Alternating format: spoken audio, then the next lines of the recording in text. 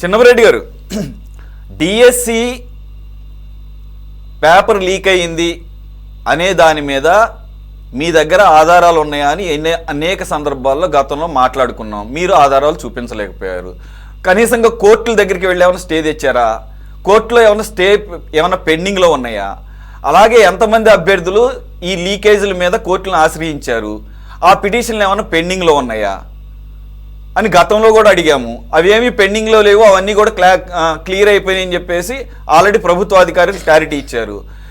ఇంకా ఏమైనా కానీ ఒక్క నిమిషం, ఇంకా ఏమైనా కానీ ఈ రిక్రూట్మెంట్ ప్రాసెస్లో ఎటువంటి అనుమానాలు ఉన్నా కానీ 1-to-1 ప్రతి క్యాండిడేట్కి కూడా మేము క్లారిఫై చేస్తామని చెప్పేసి వాళ్ళు మీడియా ముందుకు వచ్చి 1-2 సార్లు చెప్పడమే కాదు, ఎక్స్ప్లెయిన్ చేయడమే కాదు, మళ్ళీ దానికి ఒక సెపరేట్ సెల్ కూడా ఓపెన్ చేసామన్నారు. మళ్ళీ ఈరోజు కొత్తగా ధర్మేంద్ర ప్రధాన్ రాజీనామా చేశాడు కాబట్టి లోకేష్ రాజీనామా చేయటం అని డిమాండ్ చేయటంలో అసలు ఏమన్నా ఔచిత్యం ఉందా? రెండోది, నాతో పాటు ఒక్క మాట చెప్పండి, ధర్మేంద్ర ప్రధాన్ రాజీనామా చేయాలని వైసీపీలో ఒక్క వ్యక్తి అయినా, ఇంక్లూడింగ్ చిన్నప్రెడ్డి గారితో సహా, మొన్నటి వరకు ఎక్కడైనా ఒక్కసారైనా మీరు డిమాండ్ చేశారా? మీ నాయకుడు జగన్మోహన్ రెడ్డి ఏమైనా డిమాండ్ చేశాడా? ఎక్కడన్నా ఒక్కడు చూపించండి. పోనీ అయిపోయింది. ఇప్పుడు ఆయన మీద అన్నారు కదా, కాగల కార్యం గంధర్వులే తీర్చినట్టు కాక్రోచ్లు ఘనత సాధించారు, ఆ పని అయిపోయింది కాబట్టి ఇప్పుడు మీరు ముందుకు వచ్చారు. ఇప్పుడు నాతో పాటు జై కొట్టండి. మోదీ ఈ రకంగా సిజేపీ వాళ్ళ మీద స్టూడెంట్స్ మీద దౌర్జన్యం చేసినందుకు క్షమాపణ చెప్పాలని చెప్పేసి విపక్షాలు డిమాండ్ చేస్తున్నాయి. మీరు నాతో పాటు నోరు కలిపి ఈరోజు ఇదే వేదికగా మోదీ క్షమాపణ చెప్పాలి అని చెప్పే ధైర్యం చిన్నపరెడ్డి గారికి కానీ జగన్మోహన్ రెడ్డికి కానీ ఉందా? నేను అయితే డిమాండ్ చేస్తున్నా యాజ్ ఎన్ యాంకర్గా Modi should say sorry to the violence they done to the students on behalf of government. నేనైతే డిమాండ్ చేస్తున్నా, మోదీ సారీ చెప్పాల్సిందే. మీరు చెప్పగలరా? మీరు డిమాండ్ చేయగలరా? చిన్నపరెడ్డి గారు. సార్, మోదీ గారు ముందే జగన్మోహన్ రెడ్డి గారి ధైర్యం ఏందో, జగన్మోహన్ రెడ్డి గారి సత్తా ఏందో ఢిల్లీ ప్రజలు కాంగ్రెస్ పార్టీకే కాదు బీజేపీ పార్టీ కూడా బాగా తెలుసు. ఎందుకంటే జగన్మోహన్ రెడ్డి గారు ముఖ్యమంత్రిగా ఉన్నప్పుడు వైజాగ్ లో జరిగేటటువంటి మీటింగ్ లో బహిరంగంగా నాకు నా రాష్ట్ర రాజకీయాలు, నా రాష్ట్ర ప్రజలు, నా రాష్ట్ర అభివృద్ధి ముఖ్యం కానీ నాకు ఎలాంటి శశమిషలు లేవు అని అది కాదు నేను అడుగుతున్నా. అది కాదు సార్, అది కాదు అయిపోయిన దానికి ఎందుకు ఇప్పుడు బ్యాండ్ మేళం? అయిపోయిన పెళ్లికి బ్యాండ్ మేళాలు ఎందుకు? అయిపోయిన పెళ్లికి బ్యాండ్ మేళాలు ఇప్పుడు ఎందుకు? ఇప్పుడు జరుగుతున్న పెళ్లికి బ్యాండ్ మేళం వాయిద్దాం రండి నాతో పాటు. నేనేం అడుగుతున్నానంటే మోదీ సారీ చెప్పాలి డిమాండ్ చేస్తున్నాను. మీరు వైసీపీ తరపున మాత్రం బాలేదు సార్ సురేష్ గారు. ఏం బాలేదు? మీరు టీడీపీ వాళ్ళు 1/2 గంట సేపు మాట్లాడితే ఒక్క మాట నేను మిమ్మల్ని అడ్డుకోవడంలా, నేను మిమ్మల్ని ఆపట్లేదు సార్. నేను ఎప్పుడో జరిగిపోయినటువంటి స్పెషల్ స్టేటస్ మీద వద్దు, నేను ఈ విషయం మీద మాట్లాడమంటున్నా సార్. అంతకన్నా మిమ్మల్ని నేను ఆపట్లేదు. మిమ్మల్ని ఆపే ఇంట్రెస్ట్ నాకు అస్సలు లేదు, నాకు ఓపిక అంతకన్నా లేదు. I'm sick, I'm down with flu. Okay, దీనికి డిబేట్ కి సంబంధించి మాట్లాడకపోతేనో దానికి సంబంధించి చెప్పిన ఒక ప్రశ్న అడగండి, ఖచ్చితంగా దానికి సమాధానం చెప్తాం. ఖచ్చితంగా వారంతా బురదేసిన తర్వాత మా బురదంతా మేము కడుక్కోకుండా ఏదో మీరు చెప్పంగానే ఆ లైన్ లో పడి ఆ గొర్రెలు పోయినట్టు పోవాలంటే మాతోటి అవ్వదు అట్లా. ఖచ్చితంగా మా వివరణ మేము ఇవ్వాల్సిందే, మేము చెప్పాల్సిందే, వాస్తవాలు ప్రజలకు తెలియపరచాల్సిందే, లోకేష్ గారు రాజీనామా చేయాల్సిందే. ఎందుకు చెయ్యాలి అని అంటే వైఎస్ఆర్ కాంగ్రెస్ పార్టీ మొదటి నుంచి కూడా ఒకటే చెప్తా ఉంది. ఇందా టీడీపీ వాళ్ళు చెప్తున్నారు కదా, ఎప్పుడైనా డిఎస్సి 16,000 మందికి ఒక mega DSC YSR Congress party ప్రకటించిందా అని. సార్, భారతదేశంలోనే ఏ ఒక్కరు కూడా చేయనంత గొప్పగా జగన్మోహన్ రెడ్డి గారు 130,000 మందికి సచివాలయ ఎంప్లాయీస్ గా, ప్రభుత్వ ఉద్యోగులుగా 130,000 మందికి ఇస్తే 20 లక్షల మంది పార్టిసిపేట్ చేస్తే ఇంతంటే ఇంత మచ్చపడకుండా మొత్తం పారదర్శకంగా చేసినటువంటి జగన్మోహన్ రెడ్డి గారిని చూసి ఈ ప్రభుత్వం సిగ్గు తెచ్చుకోవాలి సార్. ఎలా చేయాలి? ఈ ప్రభుత్వమే కాదు, అడిగారు కదా, మీరు ఇందాక అడుగుతారని కేంద్ర ప్రభుత్వం లాంటిది కూడా సిగ్గు తెచ్చుకొని ఇలాంటి పరిపాలన చేయాలని చెప్పేసి మేము కోరుకున్నాం. ఇంతకన్నా పెద్ద మాటలు అనాల్సిన పనిలే, చాలు. ఎక్కడ కూర్చుకోవాలో అక్కడ కూర్చుకుంటాయి, ఎక్కడ మాట్లాడాలో అక్కడ మాట్లాడతాం. ఖచ్చితంగా ఇప్పుడు చెప్తా ఉన్నాం సార్. ఏంటి అసలు వైఎస్ఆర్ కాంగ్రెస్ పార్టీ కోర్టుకు వెళ్ళలేదు, లేకపోతే అటు మాట్లాడలేదు, ఇటు మాట్లాడలేదు. అసలు సార్ ఇక్కడ మేము కోరుతుంది ఏంటి సార్, ఎగ్జామ్ రాసినటువంటి పిల్లలకి వాళ్ళకి ఎన్ని మార్కులు వచ్చినాయి ఏంటి అన్న దాని మీద అనుమానం ఉంటే మనం యూనివర్సిటీల్లో 100 రూపాయలు, 200, 500, 1000 రూపాయలు కడితే మనం రాసినటువంటి ఎగ్జామ్ లిస్ట్ పేపర్ మొత్తం కూడా మనం రాసిందంతా కూడా ఇస్తున్నారు కదా. అలాగే ఈ ఇంటర్వ్యూకి సంబంధించినటువంటి దానికి సంబంధించిన మొత్తం కూడా అప్లికేషన్ పెట్టే వాళ్ళకి ఇచ్చే అవకాశం కల్పించమంటున్నాం. మేమేమంటున్నాం, పారదర్శకత చూపించమంటున్నాం.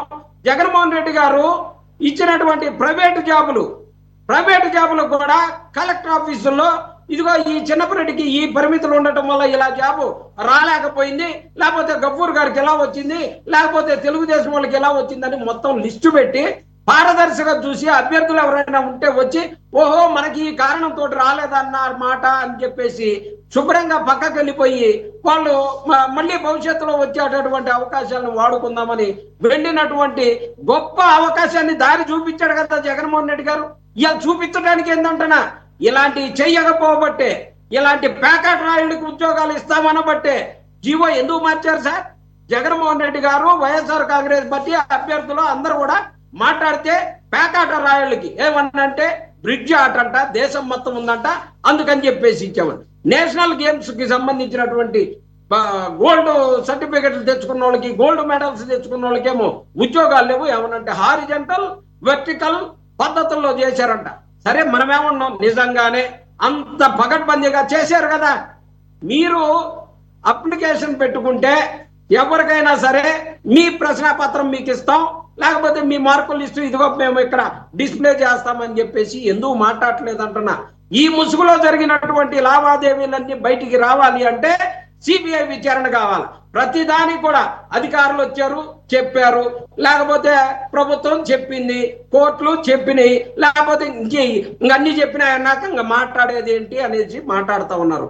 విచారణకు ఆదేశించమని చెప్పేసి ప్రభుత్వాన్ని కోరుతా ఉన్నాం. ఖచ్చితంగా జరిగినట్టు వైఎస్ఆర్ కాంగ్రెస్ పార్టీ ఇందాక చెప్తా ఉన్నారు తెలుగుదేశం వాళ్ళు ఏమైనా ఉద్యోగాలు ఎప్పుడైనా ఇచ్చారా అని చెప్పేసి. 1998లో జరిగినటువంటి డిఎస్సీలో కూడా ఇలాంటి వ్యవహారాలే జరిగితే వాటన్నిటికి సంబంధించి మార్కులు మీకు కట్టు మార్కులు ఎంత వచ్చినాయి అని చెప్పేసి జరిగితే వాటికి సంబంధించి 2011లోనే కోర్టు తీర్పులు ఇచ్చినప్పుడు కూడా వీళ్ళు పట్టించుకోకపోతే చివరికి జగన్మోహన్ రెడ్డి గారు మళ్ళీ ముఖ్యమంత్రి అయిన తర్వాత 4598 మందికి 2023లో ఇచ్చినటువంటి మాట వాస్తవం కదా. 20-25 సంవత్సరాల పాటు ఉన్నటువంటి పెండింగ్ కేసులనే తీర్చినటువంటి వైఎస్ జగన్మోహన్ రెడ్డి గారు ఆఫ్టర్ ఆల్ ఇట్లాంటి వాటికి ఎక్కడైనా సరే కన్ఫ్యూజ్ జరగకుండా చేసేటటువంటి వ్యవస్థని ఏర్పాటు చేయలేదా? చేశారు కదా. ఎందుకని ఆ వ్యవస్థలో నడవలేదని చెప్పేసి మేము కోరుతా ఉన్నాం. ఇప్పటికైనా ఒకటే చెప్తా ఉన్నాం, నిజాయితీగా లోకేష్ గారు రాజీనామా చేసి ఖచ్చితంగా ప్రజల మద్దతుకు వెళ్ళమనండి, ఏదైనా చేసుకోమనండి.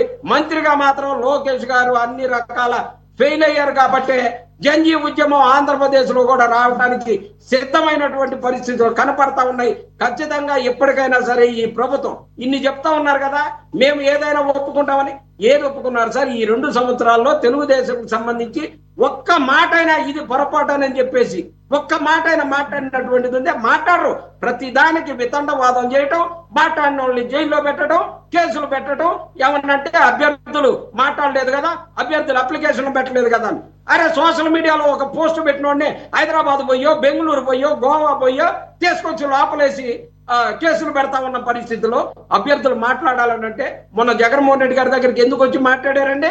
వచ్చి మాట్లాడిన వాళ్ళు మాట్లాడినటువంటి సబ్జెక్ట్ కాదా? ఖచ్చితంగా అభ్యర్థులందరూ కూడా మాట్లాడారు. అభ్యర్థులందరూ కూడా జరిగిన అన్యాయాన్ని ప్రశ్నిస్తారు. ఖచ్చితంగా రేపు జరిగేటటువంటి ఉద్యమాల్లో వాళ్ళు మరి వచ్చారు కదా. మరి వారి తరపున మీరు న్యాయస్థానాల్లో ఎందుకని కేసులు వేయరు? ఎందు గురించి దీని మీద స్టే తీసుకురారు? ఎందుకు ఆ రకంగా ముందుకు వెళ్లకుండా 3 సంవత్సరాలు ఆగండి, మేము వచ్చిన తర్వాత చేస్తానంటే ఎట్లా కుదురుతుంది? రిక్రూట్మెంట్ అనేది ఎవరు జేబు సంస్థలు కాదు, జేబులోంచి తీసి చేసే ప్రాసెస్ ఏం కాదు. అది దానికి ఒక పద్ధతి పాడు ఏడిసింది. దానికి ఆల్రెడీ జరిగిపోయి ఒక దాదాపు 1 year అయిపోయిన తర్వాత వాళ్ళు ఆల్రెడీ ఉద్యోగాలు చేసుకుంటున్నప్పుడు మీరు న్యాయం చేస్తానంటే 3 సంవత్సరాల తర్వాత ఏ రకంగా న్యాయం చేస్తారు? అప్పుడు దాకా మీకోసం ఎదురు చూస్తూ కూర్చున్నాం. మీరు న్యాయస్థానాలను ఎందుకు ఆశ్రయించరు? మీరు కరెంట్ డిఎస్సిలో జరిగిన అవకతవకల మీద కోర్టులో ఎందుకు స్టే తీసుకురారు? ఆ రకంగా కోర్టుల్ని సిబిఐ డిమాండ్ కోర్టుల ద్వారా ఎందుకు మీరు తీసుకురారు? సిబిఐ ఎంక్వైరీని ఎందుకు కోర్టుల ద్వారా తీసుకురావడానికి ప్రయత్నం చేయరు? అసెంబ్లీలో జగన్మోహన్ రెడ్డి గారు పరిటాల రవికి సంబంధించినటువంటి కేసులో ఉన్నాడు అని చంద్రబాబు నాయుడు గారు అసెంబ్లీలో మాట్లాడితే సిబిఐ విచారణకు ఆదేశించమంటే ఆ రోజు జగన్మోహన్ రెడ్డి గారిని కొడుకైనప్పుడు కూడా రాజశేఖర రెడ్డి గారు సిబిఐకి ఆదేశించినటువంటి విషయాలను మర్చిపోవద్దు. ఈ వ్యక్తిగత పంచాయతీలు కాదు సార్. ఇక్కడ వేల అభ్యర్థులకు సంబంధించిన వ్యవహారం మీ దగ్గర సరైన ఆధారాలు ఉంటే వాటిల్ని కోర్టుల ముందు గనక కోర్టులో ప్రవేశపెడితే కోర్టులు కన్విన్స్ అయితే స్టే ఇస్తాయి కదా సార్. ప్రభుత్వ దయాదాక్షిణ్యాల మీద ఆధారపడేదే ఉంది. ప్రభుత్వ దయాదాక్షిణ్యాల మీద సిబిఐ ఎంక్వైరీ కోసం ఆధారపడాల్సిన అవసరం ఏముంది? కోర్టు కన్విన్స్ అయితే కోర్టులు ఇస్తాయి కదా సిబిఐ ఎంక్వైరీకి. అర్హత లేదు సార్. తీసుకొచ్చి ఆగటానికి కాదు, ఎక్కడ జరిగినటువంటి రాజీనామాల తర్వాత సంగతి అండి. రాజీనామాలు ఎప్పుడు కనీసంగా డిఎస్సి పేపర్ లీకేజ్ కానీ లేకపోతే రిక్రూట్మెంట్ ప్రాసెస్ లో అవకతవకలు ఉన్నాయని చెప్పేసి ప్రాథమికంగా ఒక నిర్ధారణకు వస్తే అప్పుడు రాజీనామా సంగతి ఆలోచిద్దాం. అసలు ఆ రకమైనటువంటి ఒక స్టే కానీ లేకపోతే కోర్టుల ద్వారా ఎటువంటిది తీసుకురాకుండా సిబిఐ ఎంక్వైరీ కోర్టుల ద్వారా మీరు డిమాండ్ చేయకుండా 3 సంవత్సరాల తర్వాత వచ్చి మీరు ఏం చేస్తారు అనేది ఇక్కడ మౌలికమైన ప్రశ్న. చెప్తా ఉన్నాం కదా సార్, గవర్నమెంట్ ని ఒక్క సార్ వీళ్ళంతా కూడా వైఎస్ఆర్ కాంగ్రెస్ పార్టీ వాళ్ళు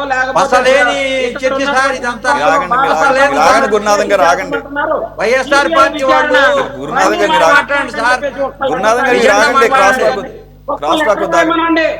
నిమిషాల మీద వచ్చి వీళ్ళ లెక్కలు తేలుస్తారు. అదే కదా వీళ్ళ భయం. అందుకనే మొత్తం అధికారులందరూ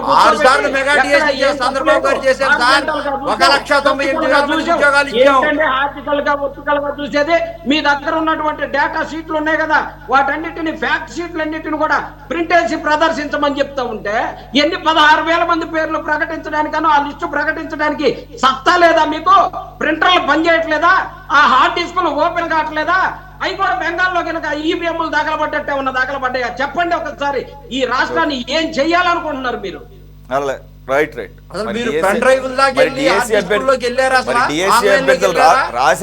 రాసిన అభ్యర్థులు కూడా ఏమి ఎక్కడ కూడా అభ్యంతరం వ్యక్తం చేయట్లేదు. మరి మీ ఒక్క సాక్షికి లేకపోతే వైసీపీ నాయకులకే పట్టినట్టుంది.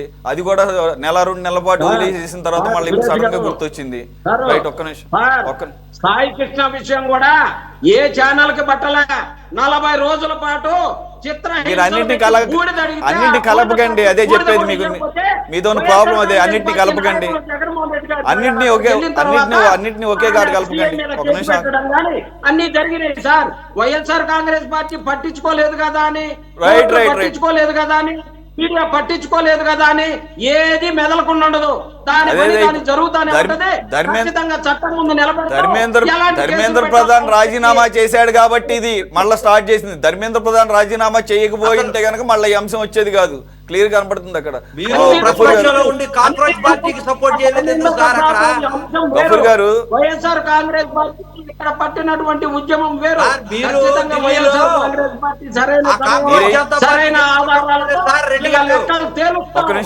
ఒక్క నిమిషం మీరు ఆగండి. మీరు ఇద్దరు ఆగండి. గురునాథం గారు మీరు ఆగండి. రన్నింగ్ కామెంటరీ వద్దు ఆగండి. గురునాథం గారు రన్నింగ్ కామెంటరీ వద్దు ఆగండి. టైం లేదు.